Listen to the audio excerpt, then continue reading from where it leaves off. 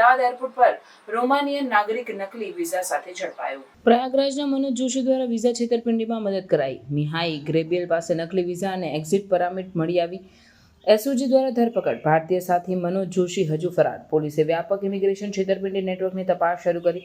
Immigration અધિકારી હંસરાજ જાટે ખરાડીની ફરિયાદના આધારે કેસ કાયદાની કડી કલમો હેઠળ ગુનો નોંધાયો। ડ્રેગોમીર ગાર્ડિયલ કરીને રોમાનિયન સિટીઝન એક વ્યક્તિ કુંભ મેળામાં અહીંયા હિન્દુસ્તાન આવી હતી અને તેની જે પરમિટ હતી એમાં એને 90 દિવસની અંદર હિન્દુસ્તાન છોડી દેવાનું હતું। એની જગ્યાએ 180 દિવસની એક્ઝિટ પરમિટ એને બનાવડાવી।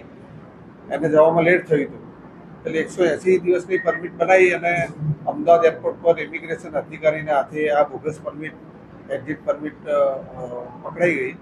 એ આધારે એની વિરુદ્ધમાં ગુનો દાખલ કરવામાં આવ્યો છે અને એની તપાસ ચાલુ છે। ક્યારે આવેલો સર અહીંયા અને ક્યાં ક્યાં રોકાયો હતો અને કોની પાસે બનાવડાવ્યો? કુંભ મેળામાં આવ્યો હતો અને હિન્દુસ્તાનમાં અલગ અલગ જગ્યાએ ફર્યો હતો। મનોજ જોશી નામની એક વ્યક્તિ છે એની પાસે આ બનાવડાવ્યું હતું। હવે આગળની તપાસમાં મનોજ જોશી પાસે કેવી રીતે બનાવડાવ્યું, શું કર્યું એ તપાસમાં પૂછે। સર 90 દિવસની જગ્યાએ 180 દિવસ રોકાવાનું કોઈ કારણ એની તપાસમાં મળ્યું છે? શું કારણ? અત્યારે તો એનું એમ કેવું છે કે હું જવાનો ચૂકી ગયો હતો, પરત જવાનો, એટલે મેં ફરીથી કાયદેસર એક્ઝિટ પરમિટ બનાવવા માટે કરેલું પણ મેલ નહીં પડ્યો એટલે 180 દિવસની બનાવટી બનાવી। મૂળ રોમાનિયાનો છે અને રોમાનિયાથી સાઉથ આફ્રિકા આવ્યો હતો અને ત્યાંથી કુંભ મેળામાં અહીં હિન્દુસ્તાનમાં આવ્યો હતો, ત્યાંથી ફરતો હતો। બીજી કોઈ ગુનાહિત પ્રવૃત્તિ હાલ ધ્યાનમાં નથી આવી, ખાલી પ્રવાસે આવ્યો।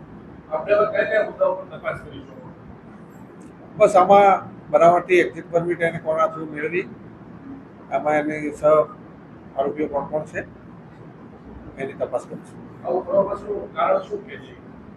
એ કારણ એવું કહે છે કે મારે જે ટાઈમ હતો જવાનો, એક્ઝિટ પરમિટ જે હતી એ જવાનું હું ચૂકી ગયો હતો એટલે પછી મારે આ નવી એક્ઝિટ પરમિટ ડુપ્લિકેટ બનાવવી પડી।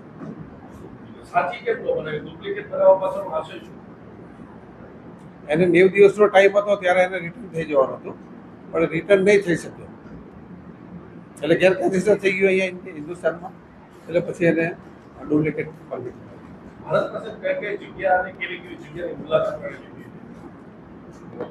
કુંભ મેળો, ગોવા, પર્યટન સ્થળોની મુલાકાત લીધી।